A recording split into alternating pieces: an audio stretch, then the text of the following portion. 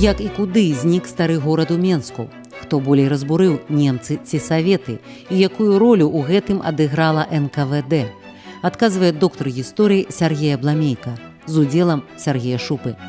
Невядомы Менск. Гісторыя знікнення.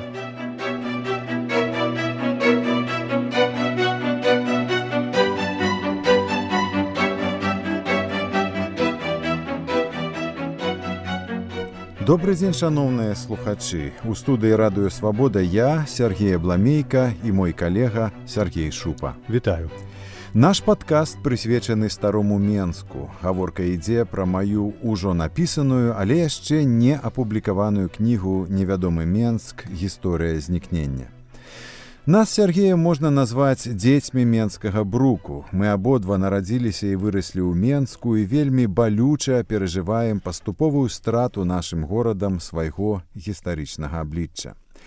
Тэма сённяшняй гаворкі – жыццё ў старым горадзе да і пасля рэвалюцыі 1917 году. Сярод іншага мы пагаворым пра тое, як выглядаў стары Менск таго часу, пра тое, хто жыў і чым гандляваў на ніжнім рынку, пра паўсядзённае жыццё людзей на замчышчы, пра забавы тамтэйшых дзяцей, пра конку, трамвай і водаправод. А магчыма і пра змены ў архітэктурным абліччы, калі нам хопіць часу, так і пра зносы 20-30 гадоў. Добра, давай, мабыць, пачнём з ніжняга рынку. Мне, як заўсёды, хочацца неяк зрабіць такую кароткую прывязку да мясцовасці. Калі мы сёння ідзем па Менску, недзе ў тых мясцінах, ніжні рынак — это канкрэтна дзе?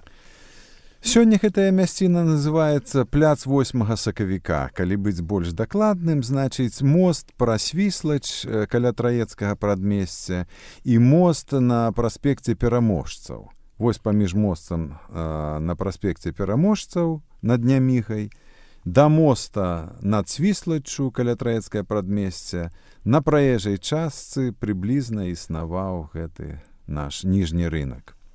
Я б так яго лакалізаваў сёння. Я запытаюся адразу, ці колькі тых рынкаў было? Якое месца было ніжняга рынку як бы у рыначным хіт-парадзе тагачаснага Менску? Рынкаў было шмат, і былі ж, апрача такіх больш структураваных рынкаў, былі яшчэ мясціны, якія называліся сяны базар, который быў часткай ніжняга рынку там. А наогул у Менску было шмат, і чэрвенскі, і суразкі, і іншыя рынкі былі. Але ніжні рынак заставаўся галоўнай гандлёвай пляцоўкай. Я б сказаў, што ў той час, у пачатку 20-го стагоддзя, пра які мы гаворым, мела месца пэўнае раздзяленне, спецыялізацыя паміж рынкамі. Два галоўныя, мы скажем, Траецкі рынак на Траецкай гары, там, дзе цяпер оперны тэатр. Дык вось там сяляне меншчыны прадавалі з падводаў, проста з падводаў на тэрыторыі рынку. Прадукцыю сельскай гаспадаркі. Ну, я б сказаў, это былі ганчарныя вырабы, садавіна, гародніна і прадукцыя свойскай гаспадаркі. То, што яны самі выраблялі. А на ніжнім рынку гандлявалі пераважна ўжо прафесійныя гандляры. Там існавала мноства ятак і дробных крамак у гандлёвых радах. І там гандлявалі ўжо мясам, селяцамі, тытунём там, і рознымі прамысловымі вырабамі. Вось. Ну, а з імправізаваных прылаўкаў і з падваротняў можна было купіць там нейкую ежу, мясныя вырабы, таксама прыгатаваныя ўжо.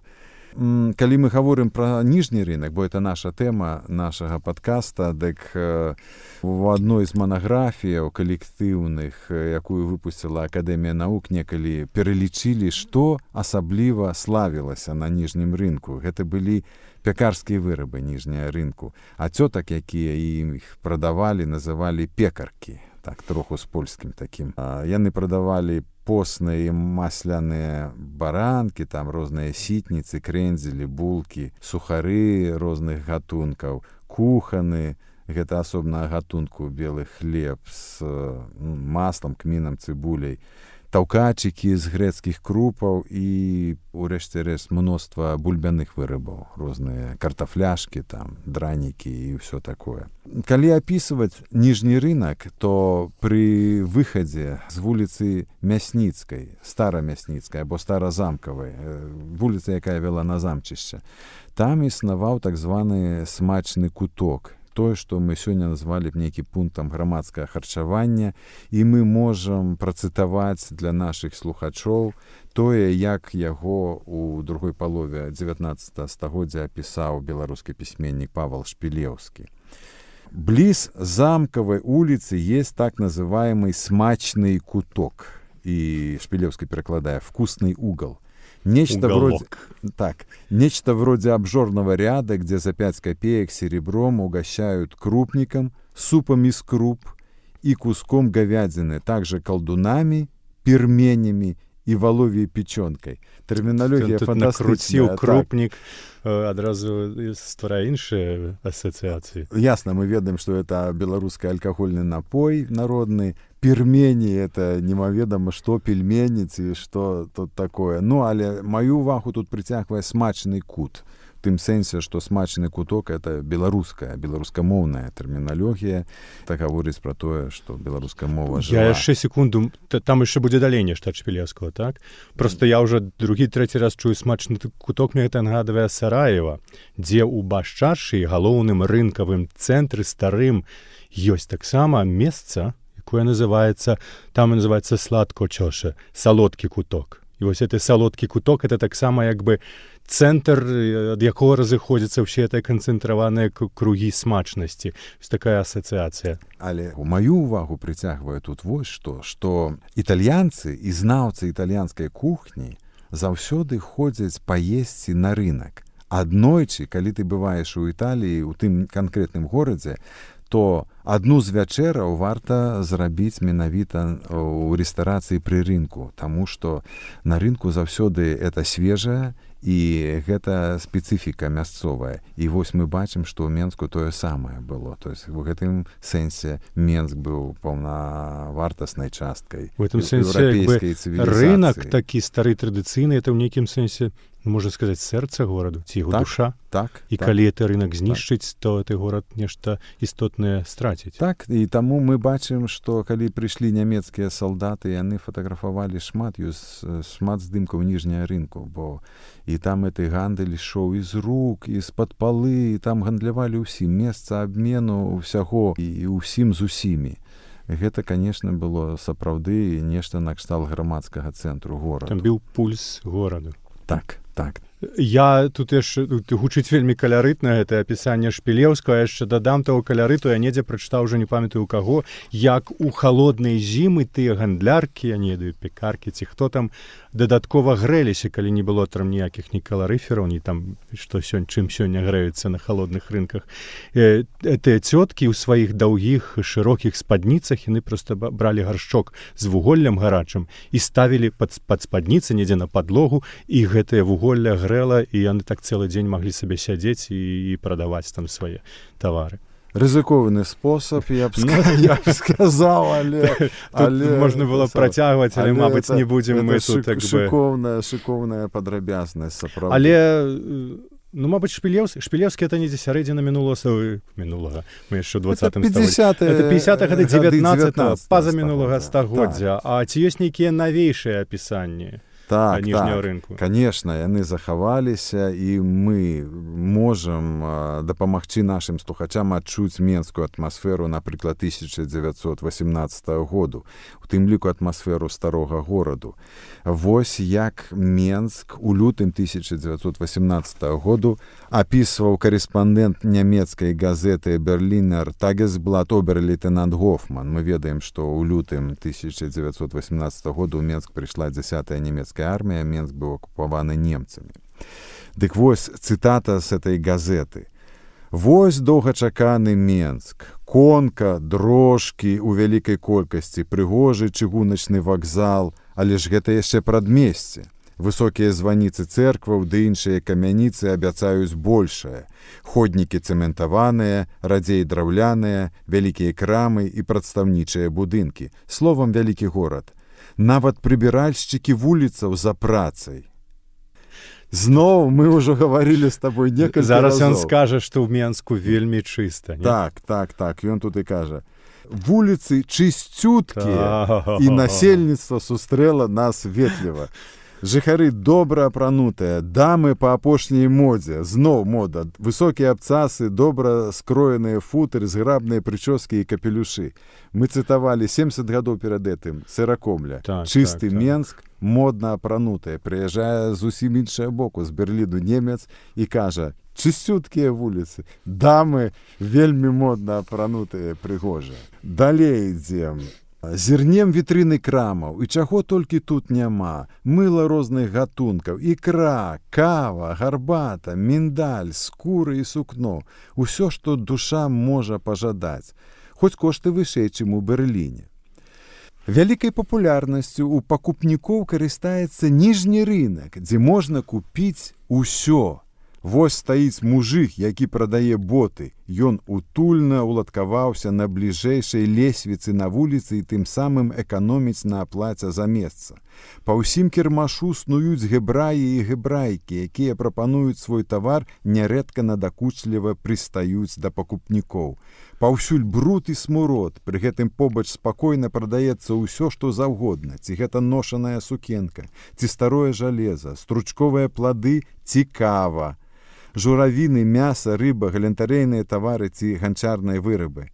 Старая прадаўшчыца газы, там, у самым кутку, апранутая ў скураную спадніцу, з галавы да ног запэцканая сваім таварам. Але газа ўсім патрэбна, жыць без яе цяжка, хоць кошты высокія.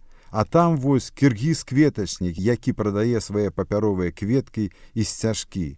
Аднак здымаць сябе не дае, збягае ад фотоапарату. Канец цытаты. Privacy. Такім чынам, конечно, шыкоўнае апісанне гандлярка газай не могла паставіць у сябе пад спадніцай гаршок з вуголь. Ну, это было трошку рызыкоўна. Пажаранебяспечна. А кіргіза, ён кветачнік, ён, відаць, называе, або насамрэч кіргізамі назвалі казахаў тады. Або кітайцаў. У нас была кітайская калонія. У Менску мы пра гэта, магчыма, пазней пагаворым. Ну, вось такім убачыў Менску 1918 годзе нямецкі журналіст. Я так думаю, што вось такім пасля сыходу немцаў і прыходу бальшавікоў у канцы 18-го года такім Менск ужо ніхто ніколі не пабачыў, напэўна. Таму што там пачалася зусім іншая гісторыя. Ну, хіба што сёння таксама можна, як там у крамах можна знайсці ўсё, не ведаю, цену даражэйшае, чым у Берліне, але як бы толькі ў гэтым мы, можа, дагналі тыя часы. Слухай, я вось яшчэ, гартаючы рукапіс твоей кнігі, я бачу, што ты пішаш пра паступовую маргіналізацыю старого гораду, сэрцам якога, мабыць, і быў ніжні рынак. Стары горад неяк ператвараўся ў амаль што ў гарадскую ўскраіну. А як там увогуле жыццё выглядала, што тычыць нейкіх урбаністычных кампанентаў, там, камунікацыі, там, вада, электрычнасць, што там яшчэ магло быць? Так, это праўда. З пачатку 20-го стагоддзя практычна кожнае дзесяцігоддзе няўхільна адсоўвала стары горад на перыферыю менскае грамадскае жыцця.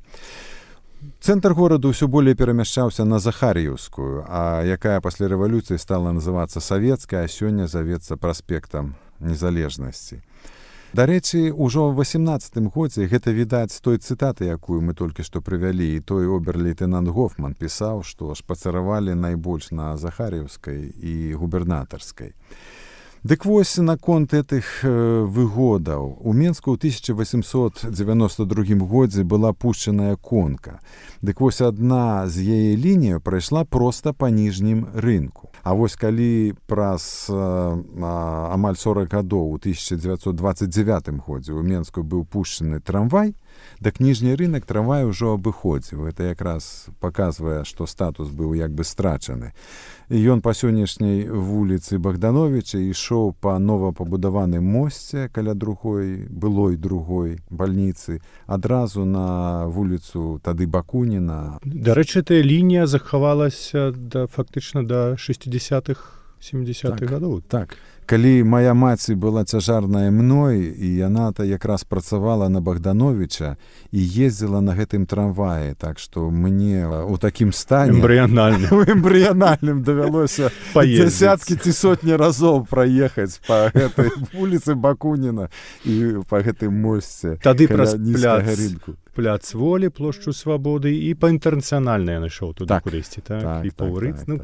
Зусім інакш, чым мы это сабе ўяўляем цяпер. І трамвай ішоў каля сённяшняга палацу Белсовпрофу, дзе тыя прафсаюзы былі, мужчынская базылянская кляштару, і паварочваў каля сённяшняй царквы Святога Духа, на туды, на Бернардынскую.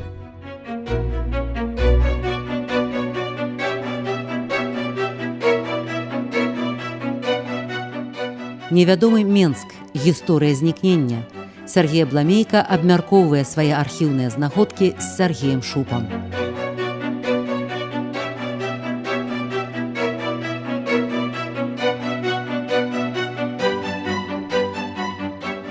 Дык вось, ніжняя рынку не было ўжо сярод месцаў, дзе праходзіў трамвай. Таксама жыхароў старога гораду не было і ў спісе першых карыстальнікаў гарадскога вадаправоду, які ў Менску быў заведзены ў 1873 годзе. У 1895 годзе ў Менску была пушчана першая электрастанцыя, тая неагатычная, якая была збураная для пабудовы гэтага ідыёцкага гатэлю каля цырку. Дык вось, тады карыстальнікі электрычнасці называліся падпісчыкамі. І вось жыхароў старога гораду не было сярод падпісчыкаў першай менскай электрычнасці. І это звязана з тым, што... Падпіска скончылась. Прычына простая. Там жылі бедныя людзі. Ясна. На замчышчы ў старым горадзе жыла менская фактычна бедната. Як толькі чалавек уздымаўся фінансава, ён мяняў месца жыхарства і перамяшчаўся бліжэй да новага рынку ці новага гораду на Захар'еўскую. Тым не менш, я б сказаў, што стары горад заставаўся старасвецкім гандлёвым цэнтрам, і ён па-ранейшаму прыцягваў да сябе ўвагу, назовем это, менскіх інтэлектуалаў. У канцы 20-х гадоў, у пачатку 30-х, там бывалі многія беларускія людзі, якія ўплывалі на інтэлектуальнае развіццё БССР. Скажем, Янка Купала і Якуб Колас. Некаторыя з мясцовых жыхароў іх пазнавалі і прыязна віталіся. Магу прывесці зараз цытату з кніжкі беларускага журналіста Аркадзя Капілава, які вырас на замчышчы і напісаў кніжку мемуараў пра жыццё на замчышчы. Это в Сімраю, это надзвычай каштоўны мемуарны помнік, які расказвае пра жыццё на замчышчы. Ну, а мы прывядзем кароткую цытату. Потом исчезли улицы, город пережил катастрофу, но никого, увы, она не потрясла. Было, не было. Обидно, потому что замчище, праматерь Минска, его история. Уже одно то, что сюда заходили, гуляя по набережной Свислочи, Янка Купала и Якуб Колас, наполняет гордостью сердца. Тот, что с палкой, Янка Купала, охотно объяснял я всем, кто с почтением смотрел на этих незнакомых замчищу людей. А рядом с ним Якуб Колас. Конец цитаты. Мы позднее поговорим, что они там робили, магчыма. І што яны там глядзелі. Уже не 30-е гады, так? Так, это конец. Ён піша, што конец 20-х, пачатак 30-х. Тады вельмі проста было сустрэцца з гэтымі клясыкамі школьнікам, таму ён іх ведаў. Моя бабуля расказвала, што калі яна вучылася ў школе ў пачатку 20-х гадоў у Менску, іх клас таксама вадзілі ў госці да Якуба Коласа. І я з дзяцінства памятаю гэтую цытату, яна мне заўсёды расказвала. Мы так расселіся ў пакоі, зайшоў ён, сеў і кажа: «Ну што, дзеткі, які інтарэс да мяне маеце?» Дзеці ведалі Коласа непасрэдна ў твар. І вось Капілаў апісаў, што туды заходзілі і нашы клясыкі. Вуліца Замкавая, цэнтр замчышча, захоўвала сваю цэхавую спецыфіку. Хоць цэхі былі скасаваныя, але там па-ранейшаму жылі рамеснікі. Это знайшло і сваё адлюстраванне ў перайменаванні. У савецкі час вуліца Падзамкавая на Балодзе была перайменаваная ў Саматужную вуліцу. І там па-ранейшаму всюду жылі сталяры, муляры, бляхары, краўцы, шаўцы, я не ведаю, рэзнікі, шчотачнікі, тачыльшчыкі, ну і іншыя прадстаўнікі рамесніцкіх. Палову нават не ведаем, што яны выраблялі і на што яно патрэбнае. Так, цяпер сёння. Но я думаю пра ўсіх гэтых рамеснікаў і неяк само сабой напрошваецца пытанне этнічнае, ці хто яны былі, як бы. Мне здаецца, што ўсё ж такі перанялі рамёствы ў гарадах беларускіх пераважна ўжо яўрэі ў гэтым часе. Можа, это не адразу працэс адбываўся, ясна, там у сярэднявеччы, мабыць, это не было так выразна ясна. І тут яшчэ цікава, што у Менск, у яўрэйскай перспектыве мае сваю спецыфіку ў тым, што сінагогі ў Менску, якіх там было пад 80, былі ў тым ліку падзелены паміж рамёствамі, рамесніцкімі цэхамі. Была там сінагога муляраў, сінагога там рэзнікаў, сінагога бляхараў, сінагога тых-сіх. Нават такія даволі экзатычныя, як сінагога анучнікаў. Это тыя, што збіралі вось анучы для перапрацоўкі там на паперу ці што. І самая такая, якая часта цытуецца, бо захаваліся яе нейкія памятныя кнігі, сінагога ваданосаў. Ваданосы — это была самая нізкая ў сацыяльнай этой шкале спецыяльнасць, калі можна так назваць, прафесія, таму што бальшыня гэтых людзей, як ты кажаш, не была падпісаны ні на электрычнасць, ні на водаправод. І фактычна доўгія гады, аж, напэўна, да савецкіх часоў, і гэтая прафесія існавала, проста людзі са студняў на каромысле вёдрамі цягалі ваду і проста за нейкія капейкі разносілі іх па дамах. І вось на вуліцы Замкавай была сінагога ваданосаў. Так ці не значыць, што там і канцэнтравалася вось гэта яўрэйскае насельніцтва і на вуліцах на замчышчы на пачатку 20-го стагоддзя больш гучаў ідыш, чым іншыя мовы? Агулам у Менску было каля 100 школаў, каля 100 сінагог. Ты правильно абсолютно заўважыў, што спецыфіка Менску — это цэхавыя сінагогі. Дарэчы, там жа на Замкавай была самая вялікая сінагога на Замкавай вуліцы і на замчышчы, сінагога цэху мяснікоў. Это быў вялікі будынак у пачатку Замкавай вуліцы, непасрэдна на самім замчышчы, і ён захаваўся пасля вайны, пасля ўсіх знішчэнняў, бамбаванняў, пажараў і падрываў. Ён быў ужо пасля знесены. Захавалася фотка. Я думаю, што калі выйдзе кніжка, шмат хто ўбачыць, это у маёй кнізе это адзіная фотка, якую я шукаў, можа быць, 10 гадоў. Гэта калі чалавек стаяў на замчышчы і зняў нешта. Это унікальна. Тым чалавекам быў беларускі навуковец Міхаіл Кацар. Ты кажаш, ён стаяў на рагу Замкавай на пачатку. Ну, ён стаяў каля рэчышча Нямігі, якая абцякала замчышча.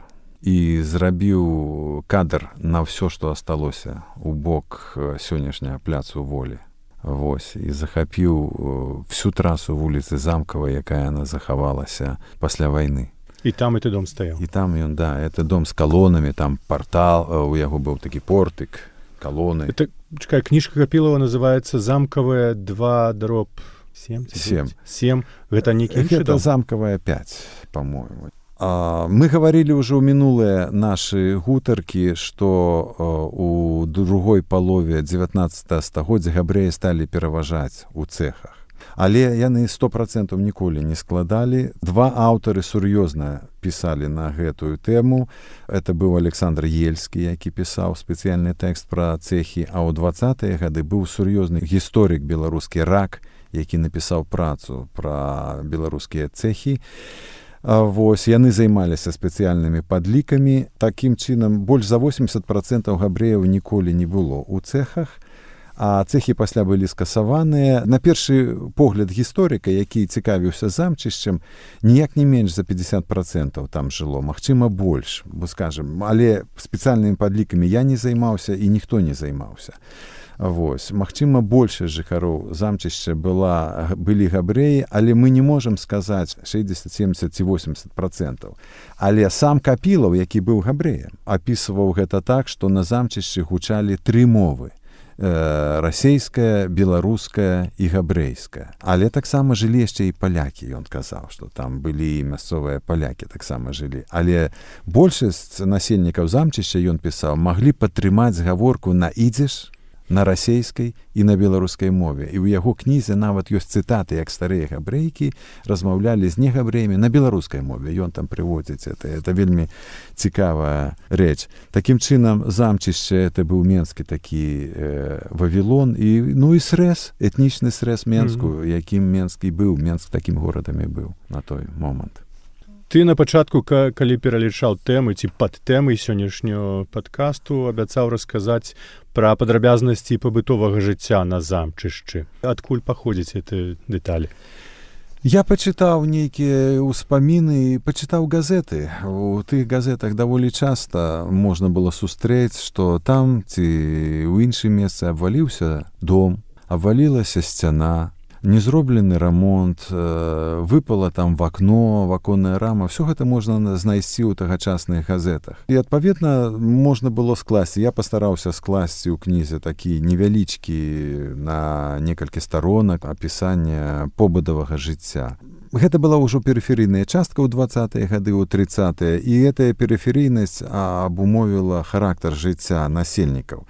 Мы можам сказаць, што жанчыны на замчышчы ў ніжнім рынку не працавалі. Яны былі хатнімі гаспадынямі, не займаліся. І гэта абумовіла характар такога жыцця, што людзі фактычна... Нехто пакрыўдзіўся, што яны не працавалі. Яны працавалі, можа, і не менш, чым мужчыны, але не былі нідзе, як бы... Яны былі хатнімі гаспадынямі, яны, можа, больш працавалі. Тады не было пральных машын, жанчыны пралі рукамі, гатавалі, закуплялі дзяцей. Это все наадварот, это была пякельная праца, я б сказаў, катаржная у жанчын была. Я, дарэчы, калі думаю пра савецкі час, успамінаю сваю сям'ю, як бабуля і маці пралі проста бялізну руками. Это же дзікасць савецкая. І все гэта мела месца тады.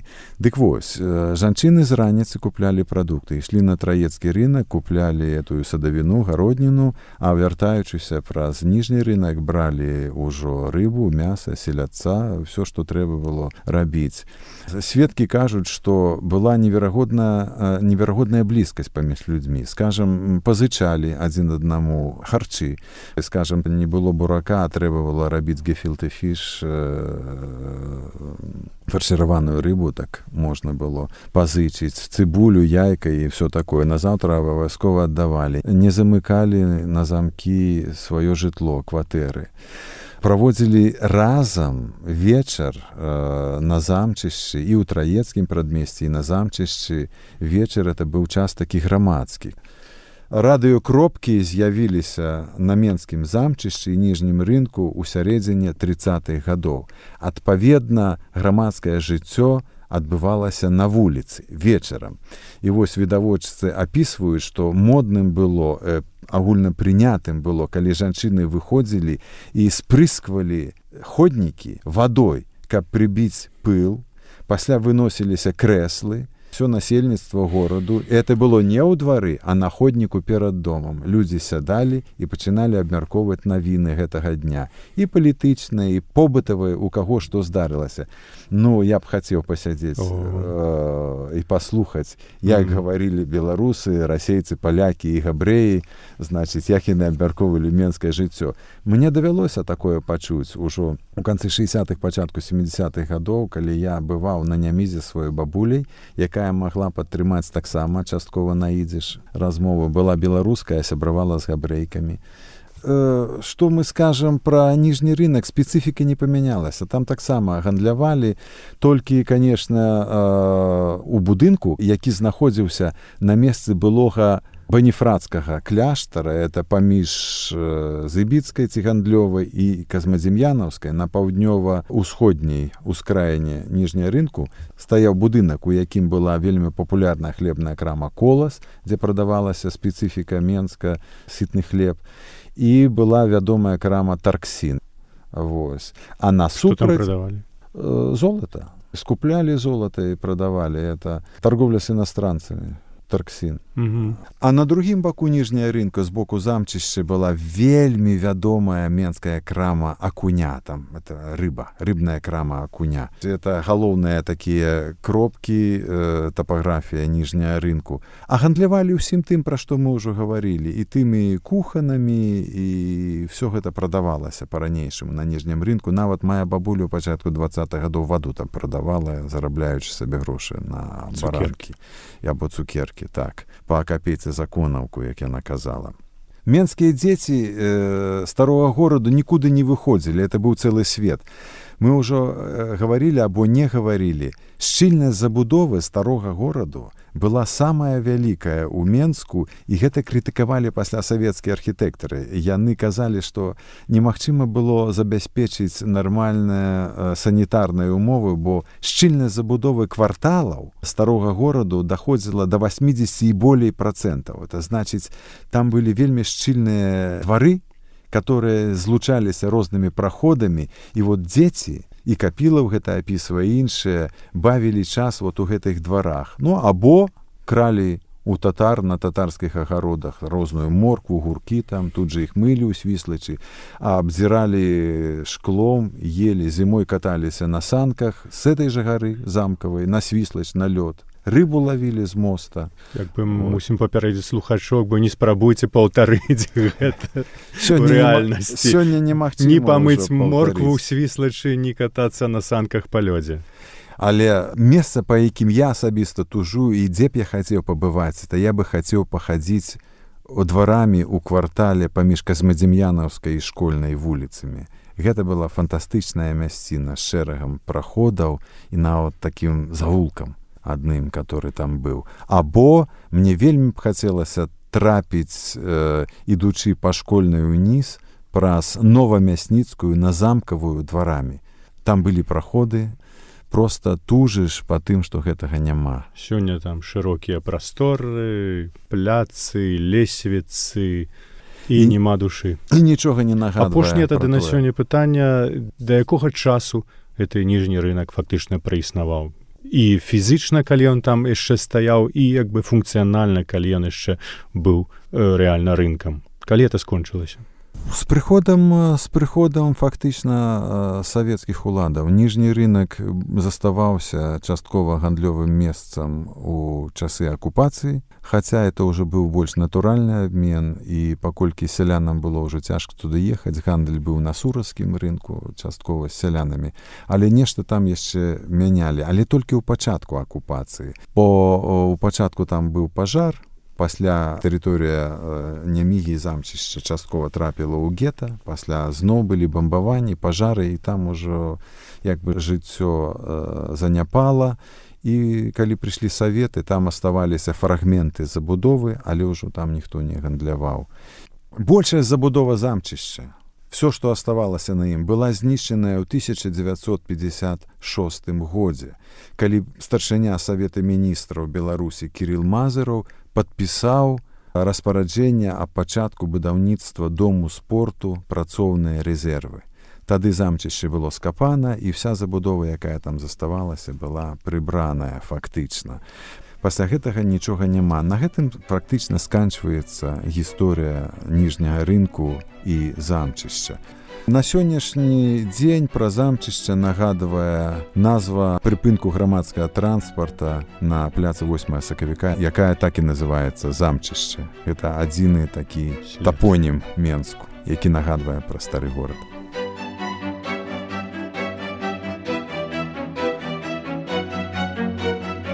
Невядомы Менск. Гісторыя знікнення. Наступны падкаст Сяргея Абламейкі і Сяргея Шупы праз тыдзень. Падпішыцеся. Усе падкасты «Свабоды» ў інтэрнэце на адрасе свабода.орг. Штодня, у любы час, у любым месцы, калі зручна вам. свабода.орг. Ваша свабода.